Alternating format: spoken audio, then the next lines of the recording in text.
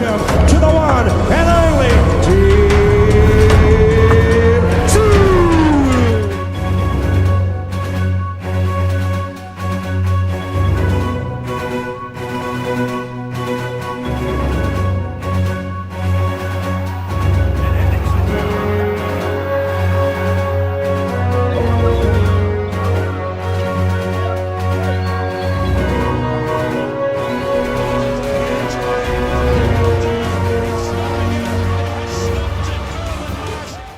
Hey guys, how are we doing? Welcome to Talking Boxing. It is Monday, August the 12th, 2024. And excuse me there, another big weekend of boxing. We've got a few in the chat already. Great to have you along.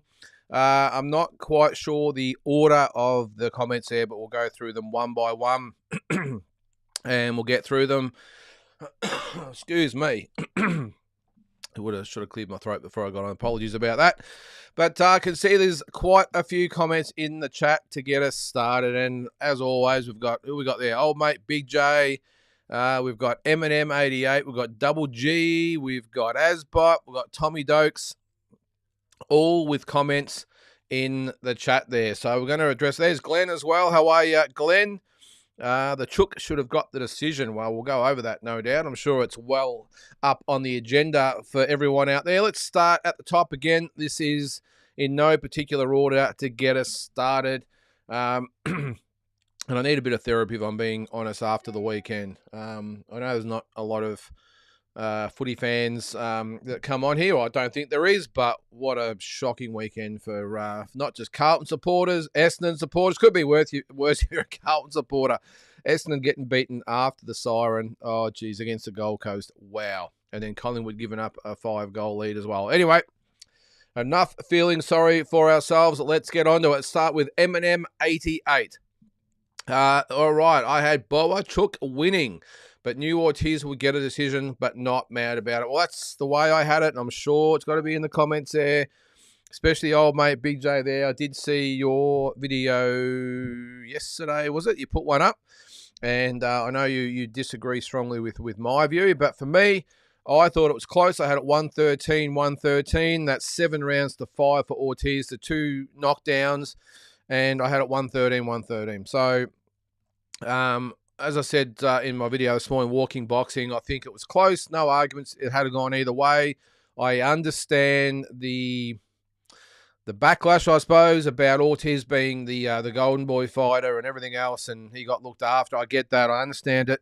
But I just think it was a close fight, and in this instance, it just went Ortiz's way, just like it went Crawford's way last week.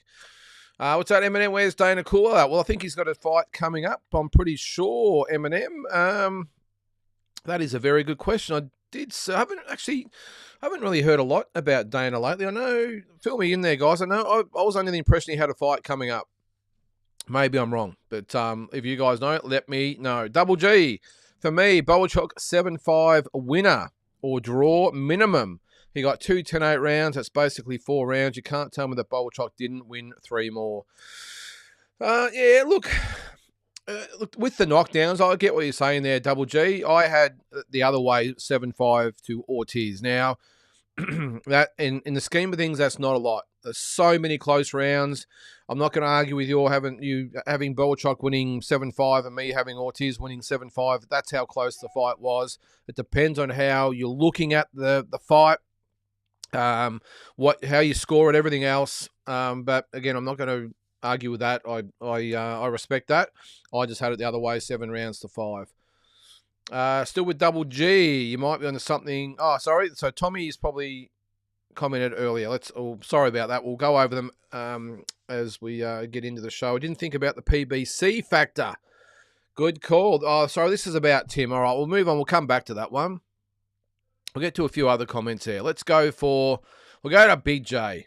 I'll come back through the comments and see if I can work them out. Actually, I think if I put it on my phone, it comes up properly. All right. Okay, let's start with Big J. All right, so where's your first comment? You had it 114, 112. Ortiz still a hype job. All champs beat him easy.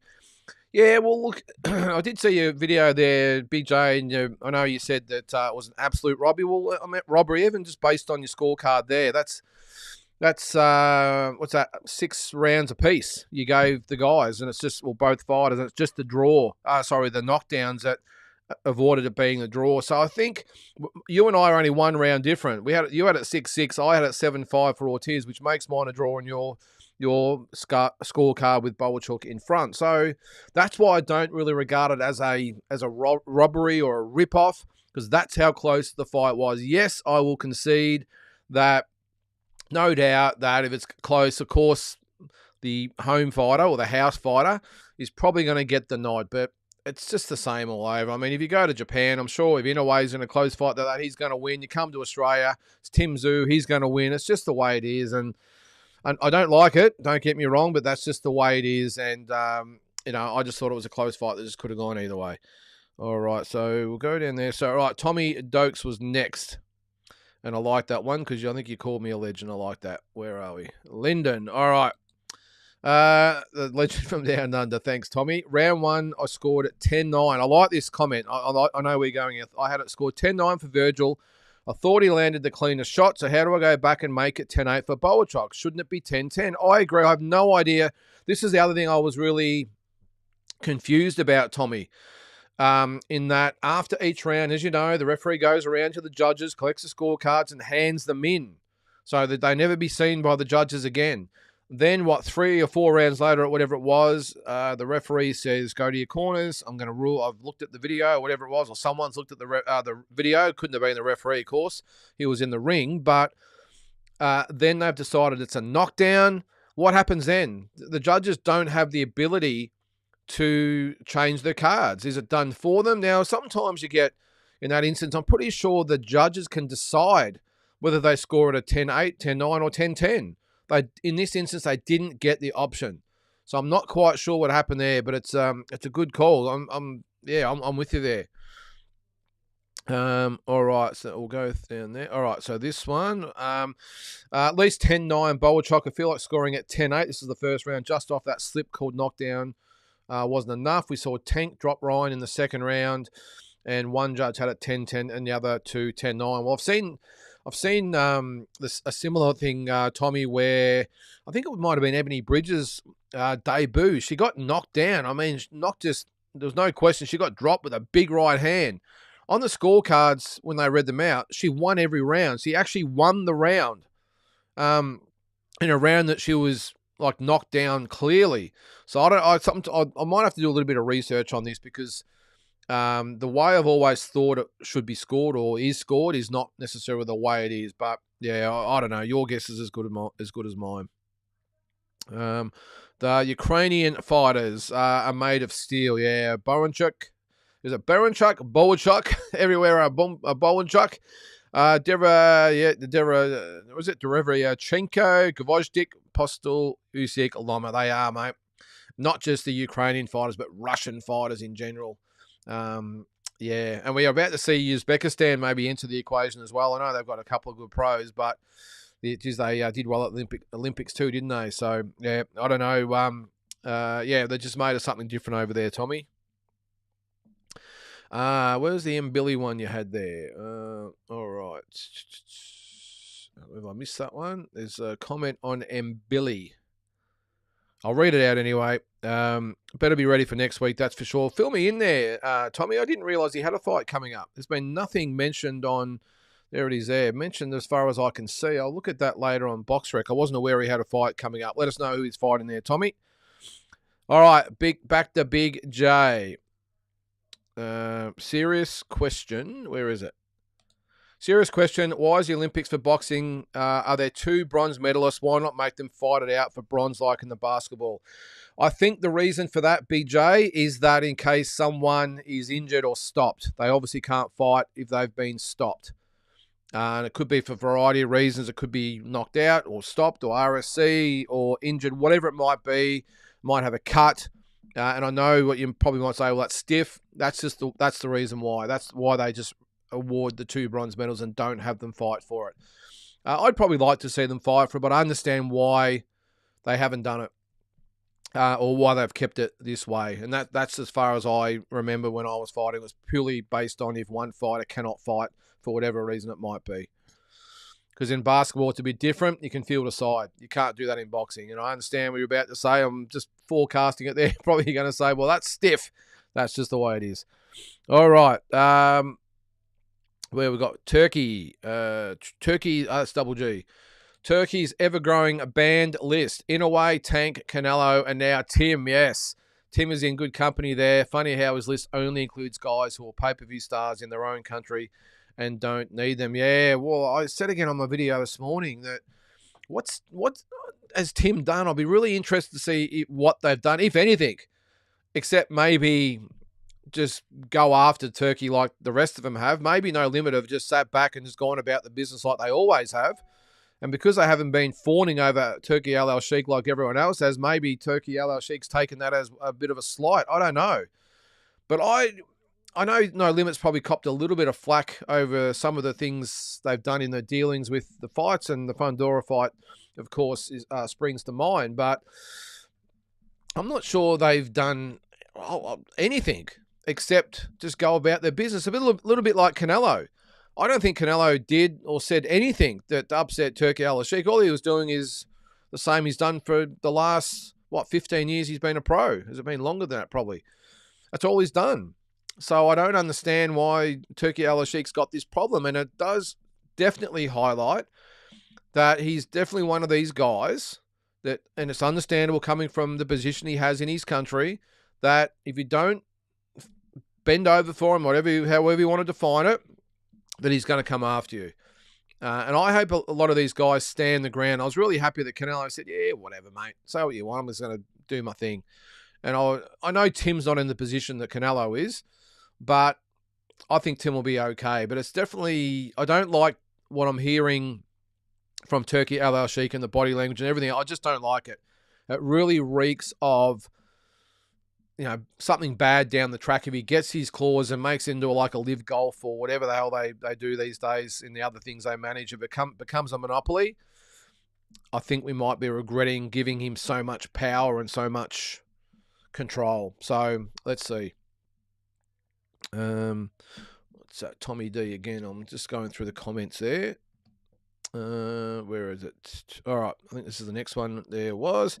Must admit, I'm surprised Turkey and Tim are at odds. Turkey pays good and wants the best fights, and Tim wants to fight the best fighters. Seems like a match made in heaven. Maybe PBC is the issue. Yeah, well, that was the comment before. I think you said was Double G. I think you said the PBC might be the issue. Well, it seems. Is it coincidence? Canelo's linked with PBC. Tim has been linked with PBC. Tank. It could be a reason. It actually makes a lot of sense. Whoever said that. Tommy. Yep, it makes a lot of sense. Now we had one on Tim. We should get to the bottom of these pretty soon here, guys. If the comments are in there before we start, they just get jumbled. So I'm sure it'll work itself as they go. Plus, Tim is willing to travel, so he should be the perfect fighter Turkey wants. He ticks all the boxes, doesn't he, Tommy? He'll fight anyone, anywhere, anytime. He is willing to travel. I'm sure he'd be easy to please as far as purses and all that goes. He just wants to fight the best. Likes to fight often as well. He ticks all the boxes of Turkey Al Sheikh, except that maybe there might be some PBC alliance there, like you said. So that's the only thing I'm with you I can think of. All right, Virgil. Where's the comment about Virgil? There it is there. All right, Virgil calling out anybody after that fight. I think is absolutely absurd. Both fighters should rest up and do the rematch. I think a rematch would be the best bet, Tommy. Unfortunately, I know Turkey Al Sheikh said that afterwards. He would like to see a rematch, and maybe that will happen. I've just got the impression that if Crawford says, yep, I want to fight him next, that's who he'll get. Having said that, though, Crawford will probably be out for a year anyway, so maybe they can do the rematch. But does Virgil Ortiz want to risk a potential fight with Terence Crawford against someone that arguably beat him this time? So it's an interesting game sometimes. As I said today as well, technically Virgil Ortiz should be fighting Fundora down the track, being that he's now the WBC interim champion, and Fundora's WBC, is it the real champion, whatever the hell they call it? He's the legitimate champion. So technically that should be it. But yeah, I think Virgil, he probably should have been a little bit more humble, in my opinion, yesterday. He was very lucky, according to a lot of people, and I think him and his corner probably knew that. So, but you've got to do what you got to do. These days, you've got to be a salesman, don't you? And he did his part. Then again, I'm sure Oscar will do his part for him as well. All right. Oh, Asbite, I've been waiting for this one. Where are you there? I'll get to Big J in a sec. Where's Asbite? Forget Zoo and Opataya. We now have Raygun. Yes, Raygun, the Aussie breakdancer. She's made us famous, hasn't she? There's a Hawk-Twa girl, and now we've got Raygun. Look, we can joke about it, and I know they're all getting all defensive about the comments made against her. But look, if you put yourself out there like that, and from all accounts, she wasn't necessarily the breakdancing dude from the streets and everything else. She was some sort of lecturer at some university, and almost did it as a case study about the influence of breakdancing on society and culture and everything else, and ended up getting herself selected for the Olympics. And as I said in my video the other day, considering some of the unbelievable dances I remember seeing as a kid, and I've seen some highlights since then of the real breakdancers on there. Yeah, it's pretty embarrassing for the country. But 0 scores all round. That probably tells you as much as you need to know. Yeah, Big J, you tend to agree. All right, on to Big J. All right, where's the all right, Turkey, I have all the cash, wants Crawford versus Ortiz. So Turkey, all cash, gets Crawford and Ortiz. That's right. He'll get what he wants, mate. That's one thing that's been proven. Look, it has worked well in some respects, in that he is bringing the big cards and the big fights. I understand that. I just don't like now where he's calling all the shots. And when you've got someone like Oscar De La Hoya who really dug his heels in, and we saw the Instagram or Twitter, whatever it was, X, whatever it's called these days, saying that he will dig his heels in and no one takes over his turf, and all of a sudden he's Turkey Al Sheikh's biggest fan. So it's pretty pathetic from Oscar, if you ask me. I understand it's a business. Maybe he's protecting his business and he's been paid a nice little brown paper bag to get on board. I get that. I don't know. Call it a gut feel. So there's really no reason so far for me to think that. I've just got a gut feel that this is not going to be good down the track. Hopefully I'm wrong. All right. I'll keep going through there. All right. So I think we're sort of getting to the bottom of the end of the comments there. All right. There it is. Andy, I think we're there. All right. How are you, mate? Welcome to the show. I did see you in the chat yesterday for the watch along, and thanks to everyone that did tune in. We had a few watching. It was great. I'm dirty, mate. I should have won that bet. Yes, the bet going the distance, I think, wasn't it? Yeah. Yeah, I'm sure it was paying pretty well. What was it, 50? No, sorry, not 50. For $5.50 or something, I think you said. Mad. Glenn, try being a Dragons fan. I'm not really across the NRL there, mate, so you better fill me in. Are they the St. George Dragons, aren't they? Yeah. Yeah. I think, let me know. The Storm's still doing well. I'm on the Storm, being a Melbourne boy. I don't know. I've had enough of the footy. Damien, I'd rather be Carlton than go down by a point after the siren. Oh, Damien, I felt for you, mate.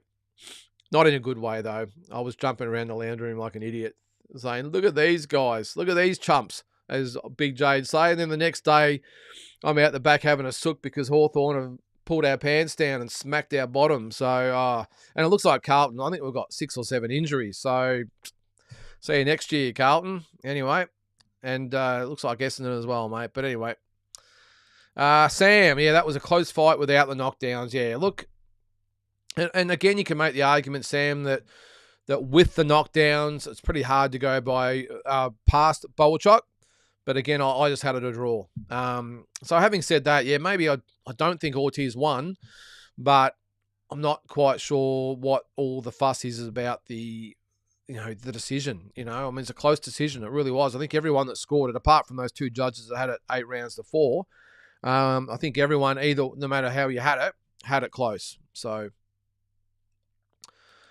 You too, mate. Hope you have a good night. Turkey, a.k.a. Sulky, carrying on like a spoiled little brat with a nappy full of shit, spitting his dummy. Yeah, I'm just... You got to remember at the start, Sam, he was very courteous, very respectful, and didn't say a lot at all.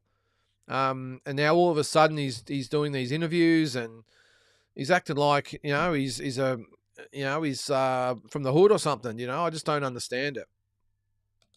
Hi, Lyndon. What a shit weekend. Did you go and plan your vacation for the first week in September? Yes, I did actually, Peter. I will be on the plane on the 3rd of September going to the east of the United States and then to the west for Canelo and, I was going to say Mungia, Berlanga. So, yes, I've planned my vacation.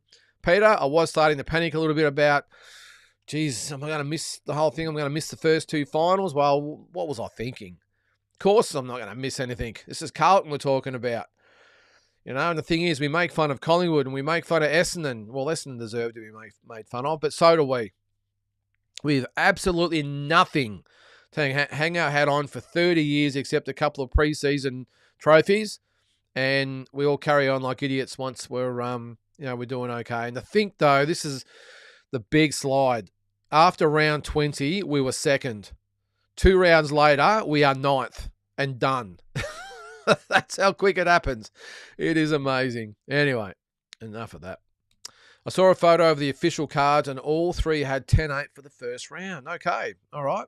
So it was probably changed for them, I gather. Or maybe they were, I don't know, were they asked in between, do you want to make it a 10-8? Did they have an opportunity maybe at the end of the fight to change it? I don't know. But I'd like to see the explanation about how that change happened, because none of those judges would have scored at 10-8, of course, at the time, because it was scored a slip. So it's obviously been changed somewhere along the line, but who changed it? And who gave the authority? I don't know. I'd like to read more into it, because that's the first time I've ever seen that happen. Ebony Bridges has had to get back up off her knees a lot. Yes, Damien, maybe. Yep. Okay. I'm not going into that one. I'm going to take it back about the turkeys. Not good for the future of boxing. I'm getting sick of people kissing his ass. It's a bit, his ass, I should say. It's a bit much, isn't it, Peter? Look, he's done some really good things for boxing now, so far. But how long's he been around for? 4 or 5 years? Hasn't been a long time. And I've said numerous times, the sport has survived without him. Why all the fuss now? Why is everyone just climbing over themselves to get him with Turki Al-Sheikh? It reminds me a little bit of even the Al Heyman situation. At one stage, Al Heyman was the man, and everyone wanted to be part of his stable, especially when he had the backing of Floyd Mayweather. I just get the impression now it's like Al who, and it's all about Turki Al-Sheikh. So I hate to say it, but I almost wish Al Heyman had sort of make a move and try and reclaim his crown as the most influential person in boxing. But who knows? What's that? Sam, arrogant, threatening fighters if they don't play by his rules, telling Canelo and Tim that they will understand. This is what I feared about any monopoly in someone playing careers. Couldn't agree more, Sam. I don't like it. And just the change in, as I said before, body language and his language that he's using, to hear that sort of rhetoric, and even I think he said about Canelo, we're going to eat him. As far as the event goes, I don't think they make much of an impression at all into the September 14 card. From what I've seen, UFC card's pretty average. So, and this is Canelo we're talking about, the biggest name in boxing. No matter what you think of him, he's still the biggest name. So, yeah, I don't like it either, Sam. I'm not liking what I'm seeing at the moment. Let's hope we're all wrong. Jack Benjamin Hussein, what happened to him? I think he's been trying to get a fight, Jack. Not having much luck. I don't know what he's done wrong, because he was part of the No Limit sort of scene there for a bit, wasn't he? I think fought, who did he fight? Was it Mazzuti that he fought? No, yes. Was it a draw? No, hang on. Who am I thinking of? Anyway, too many fights lately to think about. But, yeah, I don't know, Jack. Your guess is as good as mine. All right, so we're not mentioning that ray gun moron. Probably a good idea. Yes, we are mentioning her, Big J. The ray gun. Yes. Did you like the kangaroo and the with the little hopping with the kangaroo thing and I don't know, was it the side fish thing she was doing? Was it a piss take? Surely. I'm not pumping myself up here, but I reckon I could almost match that and get 3 zeros as well. Oh, geez. Anyway, I think because Zoo is fighting on his card for his world title fight, has embarrassed the turkey. Yeah. Yeah, maybe. Yep. Because what he didn't fight, you're talking about there, Peter? He didn't fight on his card for the last one. Look, my view, I think I said this yesterday as well, my view with this whole thing might be as well that obviously Tim was supposed to fight Virgil Ortiz yesterday, and geez, what a fight that would have been yesterday. Wow. Anyway, last week. Sorry, I'm thinking of the wrong card. I was on the Crawford and Madrimov card. I've got a sneaking suspicion that No Limit and Glenn and Tim and everyone, the fight, they've had to pull out of the fight because of the cut, all the rest of it, and probably didn't realise that they were supposed to go back to Turki Al Sheikh and get his blessing or his permission or whatever it is to just get on with her career. It's almost like, well, you're going to fight on my card now you belong to me. That's the impression that I get. And maybe No Limit have just gone about their business as they do, been offered the fight with Murtazaliev and said, okay, of course we'll take it, let's go. And Turki Al Sheikh's like, oh, hang on.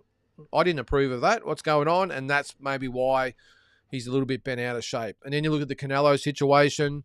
I don't want to fight Crawford. You can't make me fight Crawford. I don't have to do anything. I'm Canelo Alvarez. And Turki Al Sheikh, instead of saying, yeah, okay, or whatever, I'll just go off and make some other big fights, got all defensive about it, and then started to get personal with Canelo. So that's why I fully support Canelo in this situation, and Tim Tszyu for that matter as well. As far as I know, they've done nothing wrong except get on with their careers and not pander to Turki Al Sheikh. So how quick the wheel turns, though, isn't it? Was it 6 months ago? We're all lauding him as the best thing that's ever happened in boxing, and here we are saying maybe it's not quite as good as we maybe thought it was going to be. All right, Andy, it was a very entertaining fight, in my opinion. I was silly enough to expect a KO. Was adamant fight wasn't going the distance either way. I was wrong. Draw at least, or maybe Boelchuk by a point or two, including knockdowns. Yep, that's fine to see it that way, Andy. Yep, I'm not going to argue with that at all. It was a very, very, very close fight, no matter how you looked at it. And I did say again in my video this morning that I just think those early rounds, Virgil Ortiz, he looked super sharp. His punches were sharp and crisp. Boelchuk, even though he went with Ortiz as far as work rate goes and the quality of punches, Ortiz just looked a lot flashier, and that sometimes can be the difference between winning the early rounds and not winning the early rounds by little things like that. So who knows? But I just think it was a super close fight that could have gone either way. What's this? You and you. If the guys Turkey has banned get the belts, then they should make him pay massive overs if he wants to make fights with his fighters. Yep, I agree, you and you. Yeah, I agree. I just think they should do what they've got to do. Canelo gets past Berlanga. Sorry, I had to spit that out. I just got Munguia on my mind for some reason. But yeah, he gets past Berlanga. He can then do what he wants to do. Tim gets the IBF belt. He then holds all the aces. He has got a belt. And if Terence Crawford can't get Canelo, he's going to want all 4 of those 154-pound belts. Then who they got to get past? It's Tim Tszyu. So I wouldn't be panicking if I was No Limit and Tim Tszyu. All right, Damien. Tim hasn't done anything. It's his lazy, glutton, desperate promoter who doesn't want to lose him. Okay, all right. Well, there's a different spin on things. You're talking about, I'm assuming, George Rose. I'm gathering in No Limit. I don't know if they've done anything wrong, though, Damien. I've got him a world title fight. He's lost his last fight, and it wasn't them, or No Limit I'm talking about, that caused the cut. Of course, there was, and we still don't know for certain exactly what was said and everything else between Samson Lukovic and No Limit with the rematch. I think that's all said and done now. But 6 months later, they've got him a world title shot. Can't really do much more than that. So you're right, though. They don't want to lose him because without him, maybe it doesn't look as strong back here in Australia then, does it? And again, I'll say it. There's 5 world champions at the moment, and No Limit doesn't have any of them.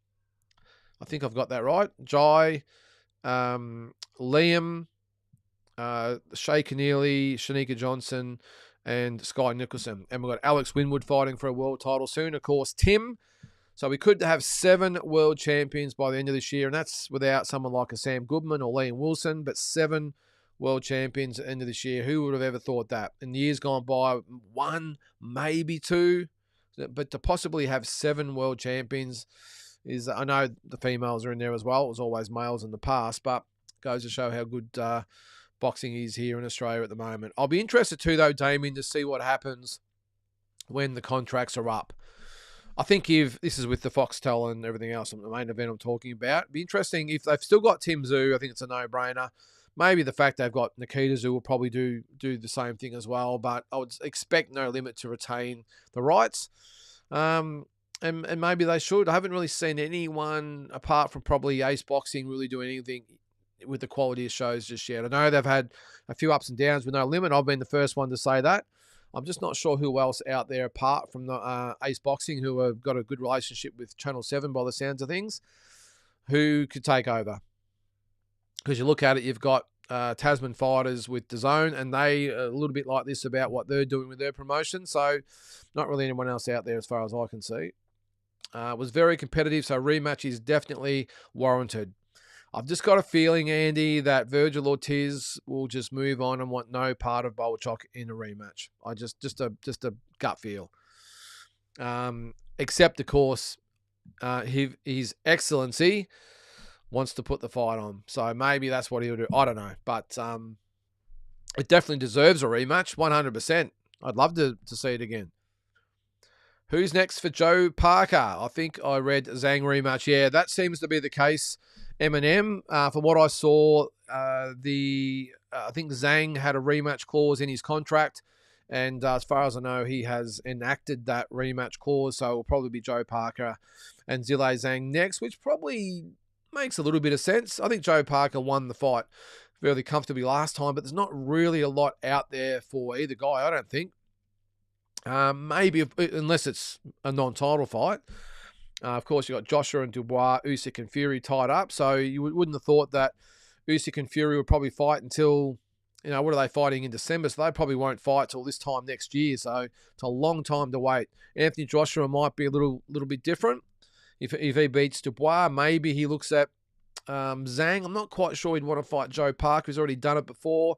But there's other fighters in the mix now. Martin Bacoli, Big Baby Miller, even Andy Ruiz, who knows? But there's some other heavyweights out there now in play. So some other options in the meantime to keep him busy anyway. I'd prefer Parker and Caballero, says Glenn. Yeah, that would be an excellent fight too. He's sort of been forgotten a little bit, Caballero, hasn't he? Peter, Ortiz isn't beating Tszyu. Yeah, look, I'm gonna back you there, Peter. I think Tim still gets the job done, but Ortiz, the thing is, why I'm not going to judge yesterday's fight on what I think of who wins that fight is because Bowerchuk is a completely different fighter to Tim Tszyu. I think Ortiz struggled a little bit, especially those middle rounds there with the work rate of Bowerchuk. They're just consistent in his face, consistently punching. Yeah, he wasn't graceful at all, but he was just in there working the whole time. Tim doesn't fight that way. He's very methodical. Tim's not going to be head-to-head, just going toe-to-toe with Ortiz. Yeah, he'll be aggressive in stages. He'll box in stages. But Tim's work rate is not anywhere near as high as what Bowerchuk's is, so maybe that works in the Ortiz's favour. And as I said, I just don't think Tim would be in the trenches with Ortiz, so maybe that works in his favour as well. However, having said that, Bowerchuk has got nothing on Tim Tszyu as far as the precision of his punches. And I think actually Tim might be the bigger puncher, even though he has nowhere near the amount of knockouts of Bowerchuk has. So I'm with you. I think Tim gets the job done, but that is a very, very, very even fight, in my opinion. Because Virgil Ortiz, even judging on yesterday's fight, has still got all the tools. And I think if he hasn't got that pressure on him and the brutal fight that Bowerchuk brought yesterday, who knows, maybe he might be a little bit more effective. But that would be a ripper fight. As would Ortiz and Crawford, as would Tszyu and Crawford. So some great fights out there. All right, Hanoi Tripper. Yep, I hope Tim reaps a reward from the Turkey's dollars and can set up a gym or two in Melbourne. Yeah. Don't think he's going to go. Well, you never know. He's got the one in Sydney, hasn't he? So you never know. He might go to Melbourne, get a little bit of a franchise happening. Maybe Kamikayo will come back to Melbourne and open that for him. Who knows? Glenn, Zhang versus Bacoli is a fight I want to see. Nearly 600 pounds. It would be too. Was Bacoli, what, 305? And what was Zhang? Was he 280, 285, something like that? That's two big boys. If I'm going to be honest there, Glenn, I think Bacoli wins that fight pretty comfortably. I think Zhang is very one-dimensional. Doesn't move his head. Doesn't really do it. I just think Bacoli, he'd be custom-made for Bacoli. But, geez, wouldn't it be two big guys in there? Yeah, you wouldn't want to tangle up and, both fall to the canvas. The whole ring would probably collapse. Ortiz offers nothing for Crawford, says Anthony. He only holds the interim belt. Yep. Yeah, it's a good call. I think Crawford, a little bit like Canelo, has now, like before him, Mayweather, Pacquiao, De La Hoya, all those fighters, has the ability now to sit back and go, okay, well, I'm not really interested in the whole belt thing. I know Crawford might be a little bit different.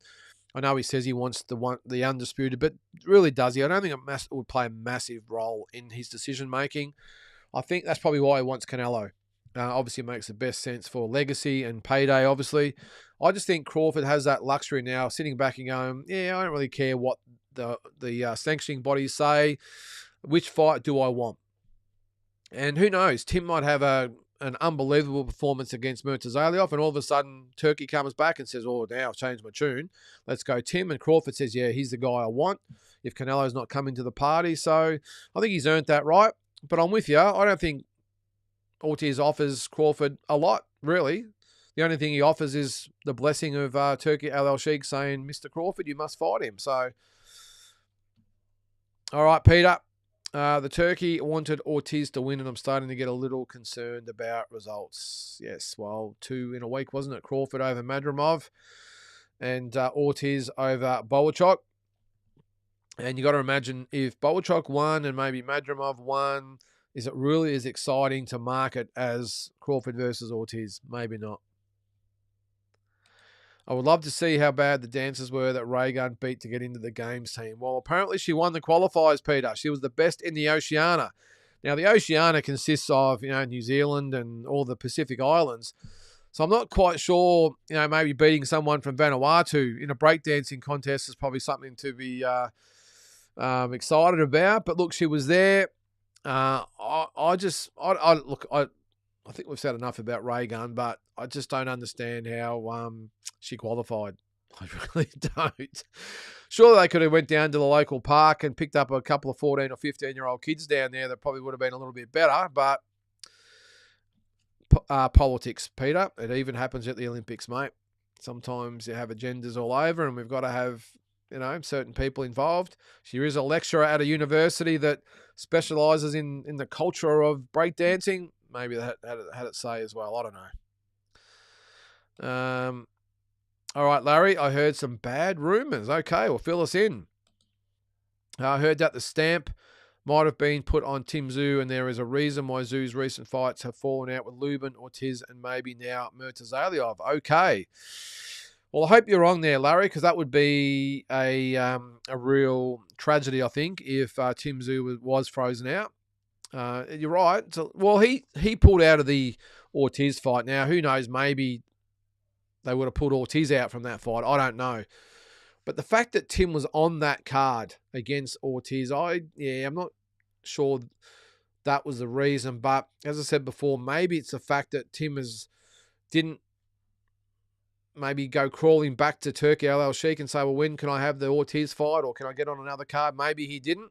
Maybe he just went about his business and was offered the fight with Murtazaliev, and away he goes. Having said that, now you say Murtazaliev there, maybe Turki Al-Sheikh's in his ear, saying, don't worry about Tim, you come over to our side and we've got all these other fighters for you to defend against. Although Tim is the mandatory, so he hasn't really got much choice there unless he vacates. And if that's the case, then of course Tim will fight for the belt anyway. So interesting, Larry. Fill us in a little bit more. I'd rather the Sheik run boxing than Canelo riding rough over the fans with no one to pull him up. Yeah, good call there, mate. Yep, hard to argue with that. All the man takes to his grave is his integrity and reputation. So all the boxing sycophants of Turkey make me sick. Yeah, it's a little bit sickening, isn't it, Anthony? That's probably been the big thing with everyone when you think about it. Everyone was like, okay, we understand they've got to pander this guy a little bit and, give him his due diligence and what it is, his due respect and his homage, all that sort of stuff. But now it's to the point where it's like, really?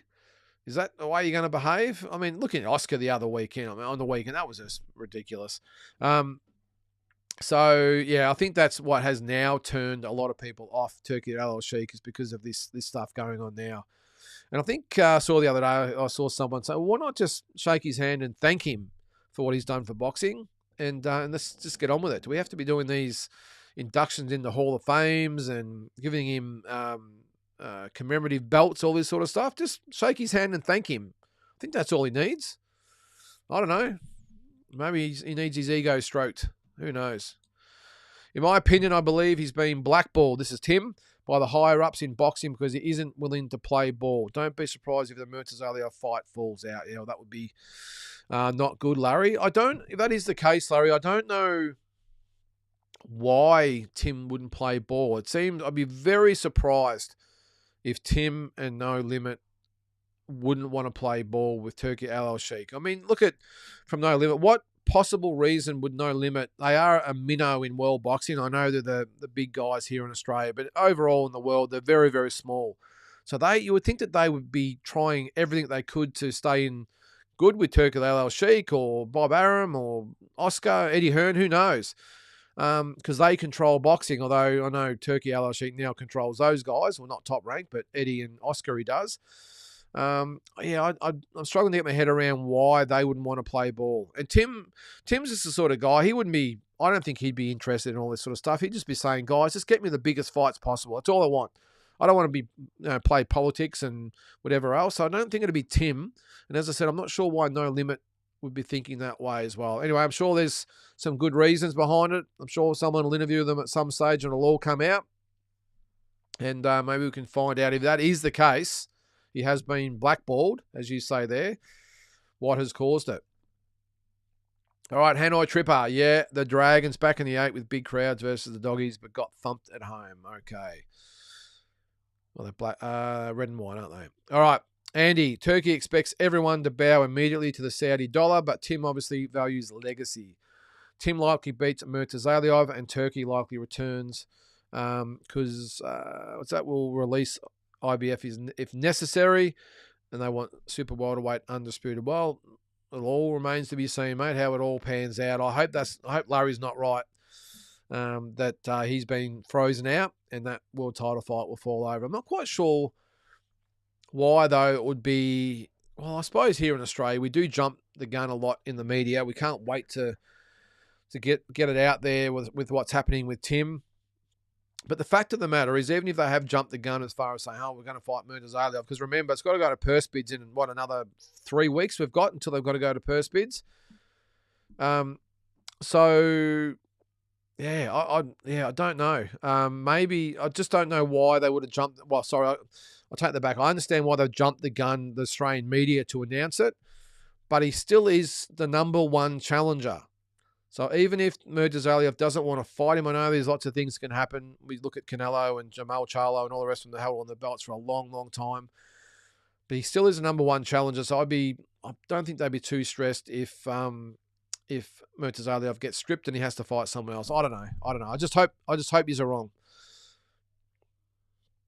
Don't be surprised if Bud fights Ortiz in early 2025 and Bakram Murtazalia fights Bud for his title this time next year. Again, that's just what I heard. Well, Murtazalia still got to fight somebody though, Larry.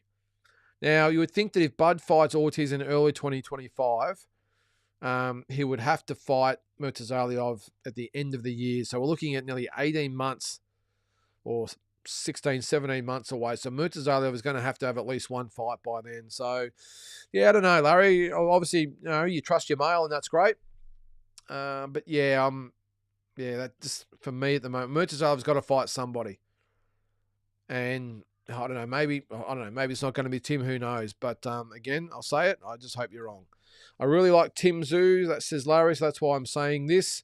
He's one of the most genuine guys in boxing, and I hate that this might be happening to him. It's a conspiracy, but a conspiracy I believe. Well, the only good thing about it, though, Larry, is all that it might take in this instance is No Limit or George Rose to pick up the phone and say, or go meet him in person. He was there at the fights the other day. Maybe they had a meeting afterwards and say, His Excellency, what do I have to do to get back in the good graces? And sometimes it might be Turki Al Sheikh just says, just kiss the ring, George. Do what everyone else has done. Bow down before me, Your Excellency, and all is forgiven. Maybe that's all it takes. I'm not sure I could do that, but who knows? Maybe for the good of Tim's career, maybe that's what they've got to do. I don't know. I always just say there's always two sides to the story, though. We're only hearing one side at the moment. I want to hear No Limit side. But I have to admit, it doesn't look good when you've got Turki Al Sheikh saying, I'm not interested in Tim Tszyu anymore. That's not good. All right, Tommy, what is your take on open scoring? I think the good outweighs the bad using it. Canelo versus Trout had it. I'm a little bit in between, Tommy. I don't mind the open scoring, but what happens like the other day, or like yesterday, or it's probably a bad example because the Mexican fans or whatever would have outnumbered the Ukrainian fans, 100-1 probably. Let's just say it is a very, very beloved fighter. Let's just say, I don't know, let's say it's Isaac Cruz. I don't know. I'm just picking a fighter that's very, very popular. And the fans think he's winning, but the score says, the open scoring says he's losing. Do we have a right at ringside? Do the fans start getting very, very restless if they think he's getting ripped off? And I don't know. Maybe I'm being a little bit rough on the boxing fans. That's probably the only thing I can look at it. The other thing I wouldn't want either, Tommy, is if, like we used to see in the amateurs, you might have, let's just say on the weekend, and it looked like if Ortiz was in front by, say, 2 points against Boachok in the last round, he's just on the bike and this is Ortiz, and not engaging, is running around the ring and not engaging, gives away the last round, but knows he's still going to win by a point. We wouldn't have had that unbelievable last round that we had yesterday. That's probably my only doubts about it. I just think it might affect too much the way fighters fight. Don't know. Well, the fans might like it, and I suppose that's all that matters. But yeah, you might be right there. The good outweighs the bad, but I don't know. I just think in a highly, stressful type of fight where it's very, very close and the supporter bases are heavily involved, and they think the fighter's getting ripped off, could that maybe cause some issues in the crowd? I don't know. I don't mind. I'm a little bit for tradition, Tommy. I don't mind leaving it the way it is, but am I open to it though? Maybe at some stage, just not yet. Although having said that, yesterday, maybe if we all knew where we stood, and you score in the fight as we go, and you can see the open scoring. Maybe it softens the blow when the decision's announced. I don't know. Maybe we can get all the booing out the road before the decision's announced. I don't know, but yeah, it's an interesting concept, Tommy. But I think just for now, leave it the way it is. G'day, Bill. How you going, mate? My opinion: if a baby is born, here we go. This is about the what was it? A non-sexual, pansexual? I don't know what it is. My opinion: if a baby is born a girl, birth certificate says girl at birth. My understanding is she can also have kids. Must be female. No test has a right to say different. Yeah, the different. Look, without going right over it again, Bill. You're right. Technically, this is Caliph from Algeria. Was born a girl because that was on the birth certificate. And I'm not sure if she can have kids. Maybe, I don't know. But from what I read into it, Bill, and doing some research and reading some different articles and watching some videos and the opinions of scientists and doctors and everything else, from what my understanding was that she was born. I'm not going to go over this too much either, guys. I know we're all sick of it, but was born and that looked like a female, but had male in organs that were sort of up inside. They couldn't see it. The doctor said, "Oh well, it must be a female," and put the F on the birth certificate, and then was raised as a male. Female. Was raised a female, and then as puberty and adulthood and everything's gone on, they've realised that maybe it's they got it wrong. But I mean, look, I'm not trying to be mean here, but she looks masculine, very masculine. But if she can have kids, well, maybe I'm wrong. Maybe I've got to take it back. But I haven't seen anything that says she can have kids. So I don't know. All right. Also, my opinion is she was Team USA. She would be a poster girl sweetheart as boxing next big thing. I don't know, Bill. Don't know. That's your opinion. That's cool. So you're saying if she was Team USA, she would be a poster girl sweetheart. Don't know. Hasn't she had like a lot of pro fights, or is that the other one? Don't know. She's putting a lawsuit on. I don't know who she's putting a lawsuit on, whether it's Olympic Committee or social media companies. I don't know, but apparently she's bringing a lawsuit for the online hate that she got. Don't know. Look, I'm all for being against the hate, because I think most people think that she was a transgender and she wasn't. Okay, it's just the whole chromosome thing and all that sort of stuff. But I think those ones were pretty much dirty. That they were pretty much insinuating that she was a male pretending to be female, and I don't know. It's all got messy. Anyway, let's move on. Daniel, what's up there, mate? This is Turkey. Yep, because he brings the cash, not the prestige. I get it. Peter, yep, Canelo is the king. 100% he is, Peter. Still is the king. Saudi dollars. So they pay for what they want, but Turkey's turning out to be a bit of a dictator. Yeah, he is. And I think I've said it the other day. Remember, it's not his money. So this is the thing. This is the other flip side of the coin. And I think I might have heard D-Style say this the other day, and I 100% agree with him. It's not his money. So it's very easy, as we all know, to spend someone else's money. Okay? He's not part of the royal family or anything like that. I'm not sure his official thing is, but he's like the president, I suppose. But he is in charge of the money. So it's like a sponsorship thing he has at the moment with the boxing and UFC and everything else that they're doing. It's to sponsor the Saudi name and hopefully get people to go there. I'm not quite sure what it does, actually. If it doesn't make money, what exactly is it doing? It hasn't made me want to go to Saudi Arabia if the fights aren't on, that is. So I don't know what it's a bit of is it a tax write-off? I don't know. But what you got to remember is if the royal family look at this and go, hang on, what are you doing over there, Turkey? Yeah, no. No more of that. We're not going to waste our money on that stuff. They could literally put an end to this tomorrow.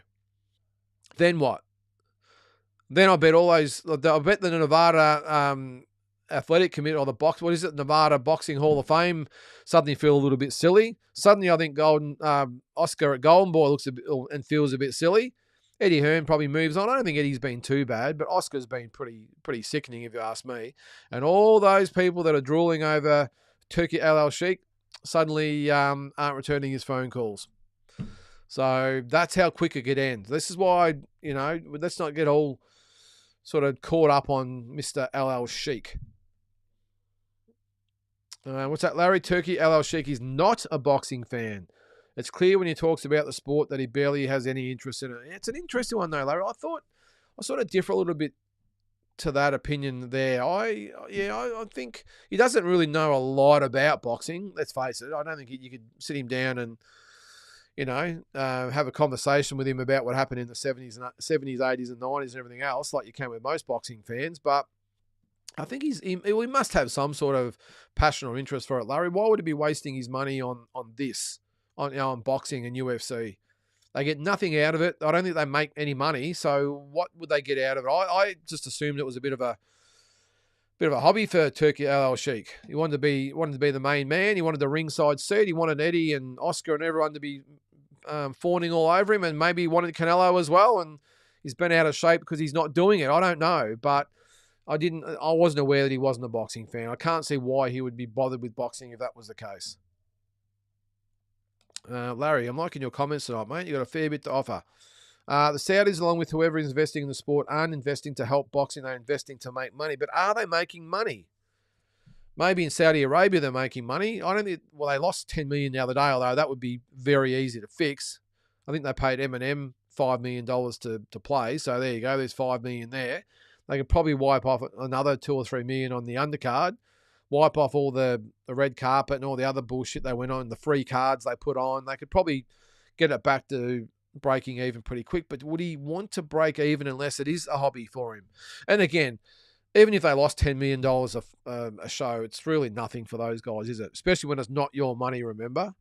So, yeah, it's an interesting one, Larry. I was under the impression that he liked the sport. I'd cover Ray going after 12 stubbies of Cooper sparkling. It's interesting, Mutsy. I seen today a reporter tried to actually have an interview with her, and she just out and out ignored him, like she was running from court or something. She was walking along with another delegate from the Australian committee or the team, and it was like she'd just come out of court after being found guilty or something, and a reporter was harassing her. She blatantly out and out ignored him. So I don't know. Is it a publicity stunt? I don't know. Maybe we'll see. She'll wear a T-shirt this week with Kamala 24 or something on it. Maybe she's a bit of a plant. I don't know. All right. Peter says Crawford is easy work for Canelo. From what I saw the other day, Peter, I would definitely agree with that. Mutsy, I haven't watched the fight, but seen some highlights. Looked like a great scrap. Bowerchuk is a tough hombre. Took some big shots and didn't look too worried. He took a lot. And the thing is, Mutsy did not have basically a mark on his face where Virgil Ortiz was marked up. Give the guy a little bit of a break, though, Ortiz. He has got a bit of a snout on him, and you could see it probably getting marked up every single fight. It's a bit like Teofimo Lopez. You know, it's a bit of a honker there, and no doubt it gets in the way a fair bit, so he does get marked up. But Ortiz definitely did look worse for wear afterwards, and Bowerchuk could look like he could have won another 12 rounds. So he is a tough guy, Mutsy. All right, Peter, No Limit have made Tim a household name and plenty of dollars. Yep, agree, Peter. They took him on, and yeah, he had the last name, but he was relatively unknown. Well, here's a fact for you. I promoted Tim in his last ever fight before he went to No Limit. That was in September 2018. Now, I think he had his first fight with No Limit at the start of 2019, I think it was. Might have been end of 2018 or whatever it was. But I promoted his last fight. I was in Bendigo in Victoria. We had 1,500 people. That was it. And we had all the media and everything. We had, in a town like Bendigo, or country town, you own the papers, the TV, everything. It was saturated as far as the publicity goes. We got 1,500 people there to see Tim Tszyu. And then, a few months later, No Limit take Tim, and all of a sudden he's on pay-per-view. Well, every fight's been on pay-per-view since then. He's a household name. He's a multimillionaire. So you've got to give No Limit their cred. You really do in that aspect. Maybe at some point, I'm sure it will come, they've taken him as far as they possibly can, and that's to be expected. I get that. And I've got a feeling, if I'm being completely honest, it's not that far away. We could be a year or so away from, I don't know, and again, I don't know the contract details, but at some stage, it will come to an end, and No Limit they'll still have Nikita and Liam and Sam and everyone else and all the other fighters coming through. They are signing more and more fighters, which is a good call if you ask me. It shores up their stable. But they've done a great job, I think, with Tim, Peter. I think back in the day too, it was between No Limit and D&L Events, with Dean Lonergan, of course, who brought the Pacquiao and Horn fight to Australia. It was between them two. I sometimes wonder what maybe would have happened if he did choose D&L over No Limit. We'd be sitting here and D&L would be the biggest promotional firm in Australia instead of being pretty much non-existent here anymore. So it's amazing how those sliding door moments happen. But either way you look at it, No Limit have done a great job with Tim, made him a rich man, a household name, and who knows, maybe a multi-time world champion. All right, Damien, if they'd done it right, that Fundora fight would have been made straight away. And this title fight has just come up. It wasn't even on the cards until recently. Yeah. Again, though, Damien, we don't really know what happened behind closed doors with Samson Lukovic and No Limit. So it's pretty hard for me to comment. I'm sort of having a hunch about what happened. But you're right. It could have been probably handled a little bit better. We should have probably had, in this instance, you're right, because especially if Tim had to pull out of the Ortiz fight, when you think about it, would have made perfect sense. And because you got Spence in and out of the Fundora fight, wouldn't have made perfect sense for Fundora to have and Tim to have that rematch in, say, October or November. Yes, it does make you think. Nick Bala, how are you, mate? Camille Bala is fighting Jin Sasaki on the Inoue undercard, with Sasaki ranked 4 in the world in the welterweight division on BoxRec. If Kamal wins, does he go to number 4? I don't know how it works these days, Nick. He might go to number 4 on the BoxRec rankings, but I'm not sure how it works on the world scene with the sanctioning bodies, mate. But that's huge. That's a great achievement for Camille to get this fight on the card. I'm not sure how he got the fight, by the way. I'm not quite sure who is his manager these days. I'm pretty sure it's his dad, who's a great guy, Yuri. But yeah, I'm not sure what happens there, Nick. Tough task for Camille Bella, but he's in with a chance over there, isn't he? And Jin Sasaki, I have had a look at a little bit of a look at him. He's okay, but Camille's certainly in with a chance. But it's going to be tough in Japan beating him. But if he does beat him, then who knows what might happen? He might be world ranked, and you just never know if you get a shot. I thought Camille was done, if I'm being honest, Nick. After the George Kambosos fight, didn't really see much of him for a while. I think I promoted his next fight after that, and he got injured and then was out for 3 years, and now he's come back. So all the best to him in Japan anyway, mate. Let's hope he gets the win, and you never know what can happen in this crazy sport that we love. All right, Larry, I think Tim has a great promotional team behind him, making him a name in the US while at the same time growing his status domestically. That's a very fine balancing act. Yes, 100% agree there, Larry. And that's, again, why I'm a little bit dubious about why, if they're trying to shore up their international relationships, why they wouldn't be in with Mr. Al Sheikh. But again, maybe that they've said, well, we've got to choose a side. It's going to be PBC or it's going to be Turki Al Sheikh, and maybe they've thought, well, Turki Al Sheikh's got so many fighters that, you know, trying to do all these things, maybe we'll side with PBC because they are the proven, well, arguably the proven organisation, but they have also done not a great job with some of their fighters as well. So yeah, I don't know. I can't wait to see it all come out, Larry, and see what exactly has happened. But I'm with you there. They've done a great job with him. Anthony, if No Limit had Opatai, he would be a huge star here in Australia, making big dollars. Yeah. He's been loyal though, Jai. He has gone through a few issues outside the ring. D&L were his promoters, and it did get legal, and now he's still with Tasman Fighters, Jai. But I do agree that if at least if he was with No Limit, he would be fighting on pay-per-views here in Australia regularly.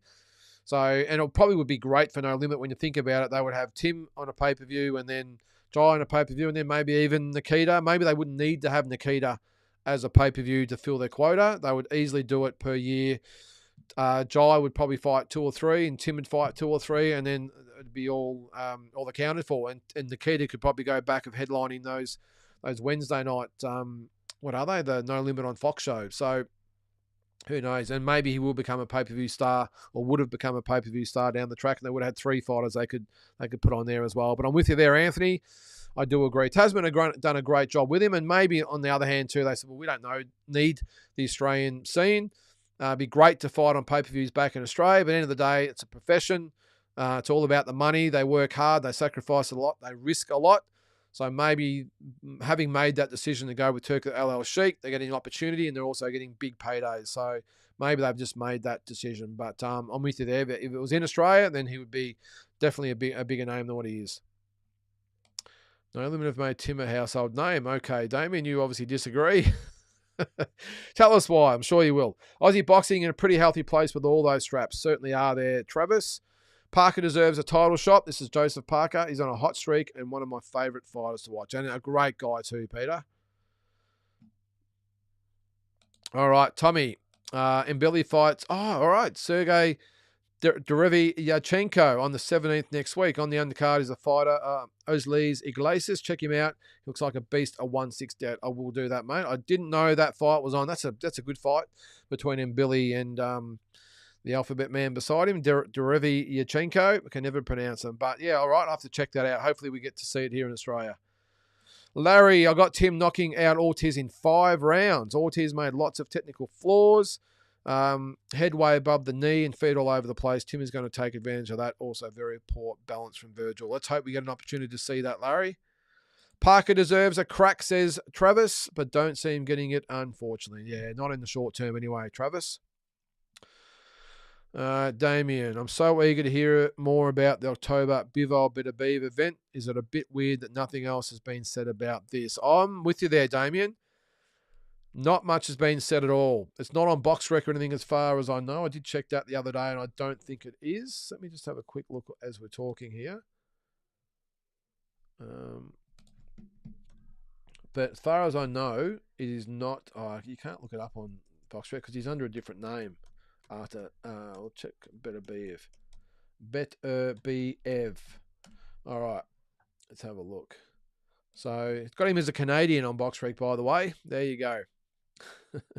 So no, it's not on BoxRec, guys. So what is it? October 12th, is it? I think it is.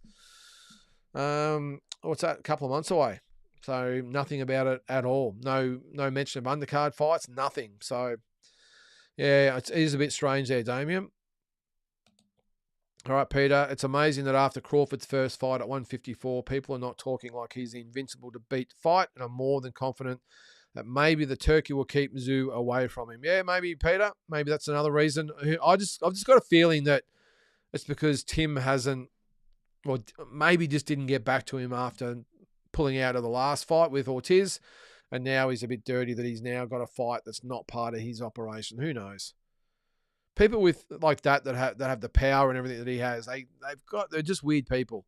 They're used to getting everything their own way, everyone falling over themselves to please them, and it's almost like they short circuit if things don't go that way. So and reacts badly, and that seems to be what's happened to Turki Al Sheikh lately.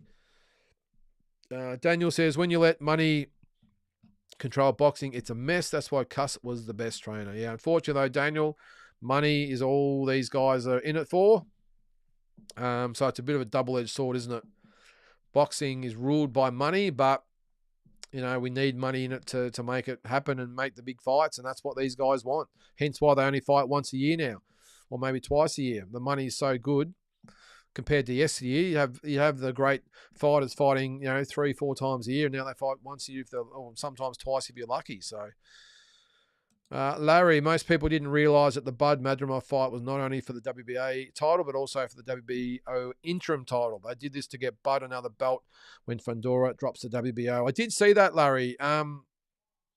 Yeah, I was aware of that, but I was actually surprised after that there wasn't a lot made of it with the WBO. So is Fundora going to drop the WBO? I don't know. I think I saw an interview the other day with Samson Lukovic, pretty much saying, well, we're just sitting there waiting to see what is happening. Who's it going to be? I don't think they're in any rush because of the punishment and the injuries that he had from the Tim Tszyu fight. So I don't think they'd care if it was November or even December that he fights. But, yeah, this is, again, the problem with all these belts. They can maneuver different things. I know the smart ones will make it work for themselves, but it's an interesting concept. And maybe, who knows, here's a scenario for you. Let's just say Turki Al Sheikh 100% gets his claws on the sport of boxing. Not that he's not even more than halfway there now, but let's just say he gets full control. Bob Arum steps away. Top Rank becomes a little bit more insignificant. Because they haven't really had a lot of massive fights lately. They haven't been part of any big cards. Good cards, but nothing massive. So then, or maybe Kambosos and Lomachenko, but you get when we're getting out an international massive fight. So if they sort of be pushed away a little bit and he has control of Eddie and Oscar, do we then see him say, well, we're going to scrap the belts? We're not going to have those belts in our organisation, and it's going to be the Riyadh belt or whatever the hell it is, a Riyadh Boxing Association, whatever it might be, and we're going to create our own belt like the ring belt, and that is going to be the belt. Does that even give them more control? Then we have a UFC situation. So I don't want to be a pessimist about it all, but I just don't like the signs at the moment. All right, Larry, if Fundora then drops the WBC, they're going to make Virgil full champion, and after that fight early next year, Bud will have 3 belts while only fighting 2 vacant belt champions. You've got it all worked out there, Larry. You've got it all worked out. But that's what I said about with the Ortiz situation. He's interim champion now, but there's been no mention of him fighting Fundora for the full belt. You know, maybe, I don't know. I'm not even going to guess. There's just so many different connotations that could happen. Damien, it will be another wasted press conference. The dickheads at No Limit did for absolutely nothing. Incompetent rats. Woo. And hello to George and Matt if you're out there watching. All right. You. Looking at Virgil getting dropped twice gives me confidence Tim gets the job done. Yeah, look, I've just got a feeling though, mate, that was both of those knockdowns, even though they were there, it wasn't like he was hit cleanly and like went down. The first one was probably even arguable that it was a knockdown. Of course, the referee didn't rule it a knockdown. And the second one, even though he did get clipped, he did sort of slip on the canvas at the same time. So while he's obviously vulnerable, it's not like, you know, he's been hit with a good shot and gone down legitimately. So I'm probably going to just withhold my view on that one. But I just think overall, the fact that Boachuk was able to land the punches that he did against Virgil, I'm with it. It does give me confidence while that Tim can really get to him. Larry, very active tonight. After fighting Buckram, Bud will be undisputed after only 3 fights.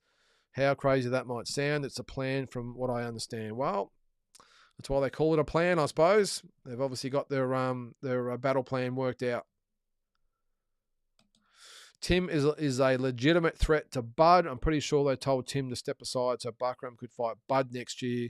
And when he refuses, they started being very hostile. Tim mentioned a miscommunication. Yeah, well, can you blame Tim, though, for saying, I'm not going to sit around? I mean, I've just lost my title in heartbreaking circumstances against Fundora. I'm not just going to sit out and be pushed aside. So maybe he's dug his heels in a little bit, Tim, and said, no, I want that fight. And Buckram is the champion. Tim's now the IBF #1 challenger. So maybe the fact he's dug his heels in and said, no, I'm not going to step aside. Maybe you're right. Could have got the Saudis offside. Who knows? But something has happened there that has upset Turki Al-Sheikh, because more than on 1 or 2 occasions, without probing or anything at all from anyone interviewing him, he's brought Tim's name up, and that's the concerning thing. Looks like No Limit is taking nothing to the grave except embarrassment and disgrace. Can I guess, Damien, that you're not going to be buying the Nikita Tszyu fight in a couple of weeks' time? Turkey is rumoured to do another 5x5 card, so you could maybe do Parker on it versus a matchroom heavyweight like Justice Honey, who is ranked top 10 in the ring and a few sanctioning bodies. I'm not sure Justice is ready for Joseph Parker yet, but you never know. They might want to fast-track Justice and just put him in there. I'm not sure Parker would want to fight Justice Honey. I wouldn't have thought. It's not really a massive fight for him. But I like the 5x5 thing. And actually, I've had it planned for weeks. I haven't got around to it about doing a fictional Golden Boy versus top ranked 5x5. I might actually look at doing that and see what we can come up with. But yeah, I do like the 5x5s, Tommy. Let's hope we get a few more of them.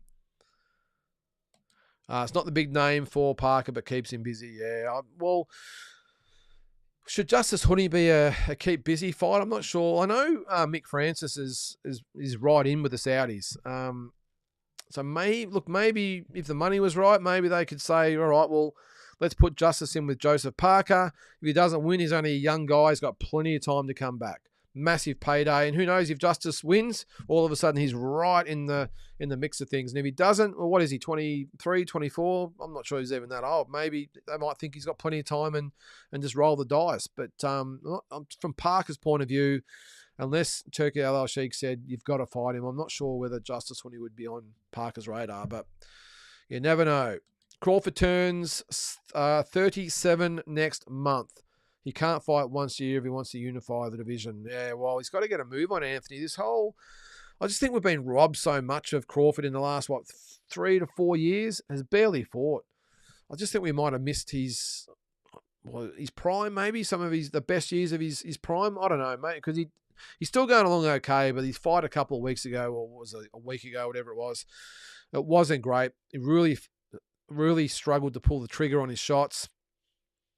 Yeah, so maybe it is inactivity. Maybe he's just over the hill. I don't know. But I'm with you there. I would think that they should be looking at another fight for him at the end of the year. And whether that's Ortiz or whoever it might be, just get him another fight at the end of the year. And then maybe next September could be Canelo. I don't know. But, yeah, it's certainly not hurt, being beneficial to him at the moment, Anthony, of only fighting once a year. All right, we'll keep going through there. Tommy, if it's true and Bud Card lost $10 million and only did 100,000 pay-per-view buys, is that right? Didn't know that. Did you think Turkey's willing to take losses like that? I know it's perceived he's missed the money bags, but nobody likes to lose. Depends on how you look at it, Tommy. You would probably think that they would see $10 million. Well, I was going to say $10 million maybe a year, but $10 per show. They did it in the States. It's going to have to add up. They might write it off as global advertising for Saudi Arabia, and that might be the write-off. So they might lose $50 million for the year and just put it down to, well, that's just what we're paying for our tourism budget. So maybe it doesn't really hurt anyone. But I'll tell you what, though, there's a hell of a lot of effort and work that goes into any card, particularly one of that size or the ones that he puts on. So it's a hell of a lot of work. And I'm not even sure, does that include all this staff and everything behind it? Or I'm sure they've got to do a P&L or something for it. I don't know. But yeah, you're right. I mean, and at the end of the day, it is a business and businesses have to make money unless that Turkey Al Sheikh has got the go ahead just to put it down to tourism and go and have fun and do what you got to do. I don't know. But if it's... I'm not sure many businesses will be lasting that long, Tommy, if they're losing $10 million an event. All right, Larry, I heard Bud versus Madrimov did worse than 100,000. I heard it did 65,000. Terrible flop if true. So that's an interesting one. 100,000. Wow. So yeah, expensive card too. So if they had, say, 100,000 and they did, what did it cost? $70, $80?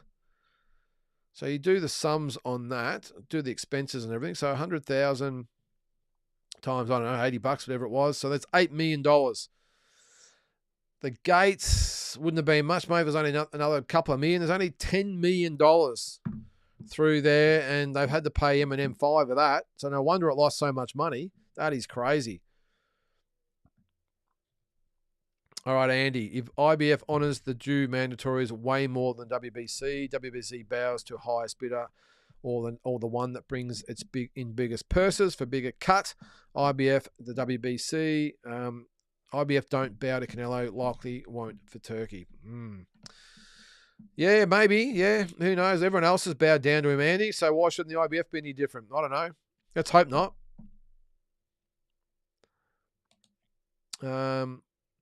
We'd have to put a glass box. Oh, this is about the... sorry, I'm a bit behind, am I? Sorry. This is about the crowd. We'd have to put a glass box around the judges to keep them safe. If you remember, one judge had it 118, 109 for Canelo over Trout, which was controversial. Yep, it certainly was. Can you imagine, though? Let's just say it's Canelo, who's a massive star, and he's fighting... Let's say it's Berlanga, and by some miracle, Berlanga actually dominates Canelo, and we all think that Berlanga's winning. And we get to the 10th round, the scores come up, and Canelo's winning by 2 points. What happens? Does the crowd just go nuts and start carrying on? I don't know. Boxing fans are pretty emotional. It's not like in a sporting game where you can obviously see the scores that are happening. Kick a goal, you get the points. This is a little bit different. There's people making the decision here. Can you imagine what would happen in the crowd if that did happen? Let's just say it's Canelo and Benavidez. I don't know. The same thing happens. Benavidez looks like he's getting the better, and Canelo's in front. All those fans that have been clamoring for the fight, do they go nuts in the crowd? I don't know. Andy, IBF hasn't bowed to Canelo, they haven't bowed to Canelo not only once, but twice. Fighters pay fees to join the line to get a crack. IBF honours that and won't let their own line stagnate. Yep, well, let's hope they keep that going there, Andy. No sanctioning body is immune to flaws, but IBF, WBC regarding due mandos generally anyway. Yep. Anthony, those two Olympic boxers are not hermaphrodites. Is that how you pronounce it? So they can't bear children. They can't bear children. Okay, I feel sorry for those two boxers. There was no winner in this whole case. Yeah, well, it's not necessarily, well, it's not the boxer's fault, Anthony. This is probably what's been forgotten a little bit. And again, I'll say the whole uproar at the start was that people thought they were transgender males who were competing as females, and the Olympic Committee was letting them do that, hence the uproar. And a lot of people jumped the gun. A lot of YouTube shows and the news were all over it, everything else. But I think we just got to do a little bit more research into it. And as I said before, I've done my research, and that was what I came to, that conclusion. But it's not their fault, but surely there would have to be tests done, or there has been tests done apparently, but a ruling that say, look, this is just a very, very unusual situation, but we cannot have a situation, no matter what you identify as, or no matter what your birth certificate says, or whatever it might be, your chromosomes say this, or whatever the hell it is. But in the fairness of the sport, we cannot have you fighting women. It is unfair based on your genetics. Does that open a can of worms as far as lawsuits goes? I don't know. Who knows? Although the IBA got away with it, the amateur world body got away with banning them, and the IOC brought them back. So let's see how it plays out. Well, it's not going to really matter anyways going forward, Anthony, because it looks like boxing is out of the 2028 Olympics. Hasn't been 100% confirmed yet, but it's not looking good for boxing. And do you blame the Olympic Committee by saying, or for saying, this organisation they've just living in dreamland? What is going on with these guys? We can't be bothered with them. I wouldn't blame them. I've dealt with them myself, and it's a very, very corrupt organisation. There's Carl in the chat. How are you, mate? Hope all is well. Shout out to Virgil Ortiz and Angelo. Leo, yes, we forgot about him. He had a great win. 2 great headline fights. On the Olympic boxing controversy, in my opinion, balls are balls, whether they hang on the inside or the outside. A Y chromosome should disqualify you from fighting real XX chromosome women, no exception. 100% agree, Andy, no matter what the circumstances are and how we feel for the two boxers involved. As I just said, the same thing, not as emphatic as you just did then, but it should be said, hey, look, this is just one of those situations, but we cannot have boxers that test that way up against full XX chromosome women. Reagan will be hanging out for the interviews and the dollar as well. The Hawk Tois girls all over the place at the moment, apparently making a lot of money with the podcasts and the appearances and everything else. Maybe Reagan will be the same. Hope she makes the most of it. Well, it depends on her agenda, I suppose. If she legitimately thinks she's a break dancer and went over there and that happened and she qualified as all the others did and it just, she becomes a celebrity, good on her. But if it's some other agenda, I don't like it. I'm a shoo-in for the 2028 Australian Olympics breakdancing team. I think there's a few people that are going to fancy themselves, Carl. All right, it's amazing what 12 months in boxing at the elite level does for a fighter. It'll make or break you. Certainly will, mate. If she isn't female and can't bear children, I agree. But if she can bear children, I think that should be overwrite the test. Otherwise, I agree with you. I think, Bill, though, it has, as I said before, as far as I was aware, they weren't able to have reproductive organs or the ability to reproduce. That's what I read into it. And I think, who was it just said there? Andy. No, someone else. Hang on. Whatever it was. Whoever just said that is the case. They can't have children. They shouldn't be allowed to, mate. And obviously that they can't have children. It probably goes to show that the Y chromosome overrules the X chromosome. I don't know. Aren't we all experts on chromosomes all of a sudden? Anyway, we'll move on. All right, it's Saudi oil money. 10 million loss is nothing. They're using sports to attract tourists and try and show everyone they aren't that bad. Others are calling it sports washing. I'm one of those people that think it's sports washing, I do. As I said before, I just thought it was a hobby for Turki Al Sheikh and his mates. But if they write it off as tourism, well, as I said, I wouldn't go. It's not going to encourage me to go to Saudi Arabia. Does it really? Let me know. Does it really change your view of that part of the world and how they go about things and the treatment of women and everything else over there? It doesn't for me. Question, says Andy. Were you making a profit or at least breaking even in your promoter days, Lynden? A bit of both, Andy. Depends on who I was promoting. When I was promoting, the Tim Zoo fight show was good. Some of the other fighters I've promoted, yeah, I've come out in the red for various reasons, but others I've come out in the black. But yeah, let's just say there was a reason why I'm still not promoting these days. It's so hard. A lot of commitment needed. There's a lot of ups and downs. There's a lot of dealing with drop kicks and dickheads and prima donnas and you name it. You got to deal with them. Fighters pulling out. It was tough. And then trying to get a crowd in the door. It's really hard. And yeah, it's a stressful situation, and I don't miss it. But yeah, a little bit of both there, Andy. Damien, it's not what would happen with an amazing promotion company like Matchroom. AJ losing to Ruiz and the rematch never happening. No limit are incompetent scum of the earth. Okay, Damien. All right, Tommy. Sorry about my eye there. Also on the Mbili undercard is Abdullah Mason and Mark Mordov. So not bad. Free card on ESPN in Canada. Okay, well, let's hope we get to see it over here, Tommy. I'll be looking out for it. I heard a rumour that George Kambosos versus Teofimo Lopez 2 in Australia will be announced soon. Have you heard anything? The only thing I heard, Carl, was that it won't be Liam Paro. And I heard that from an extremely good source, like someone that's really amongst it. So, GI there. That wouldn't surprise me because when you think about it, what else has George Kambosos got?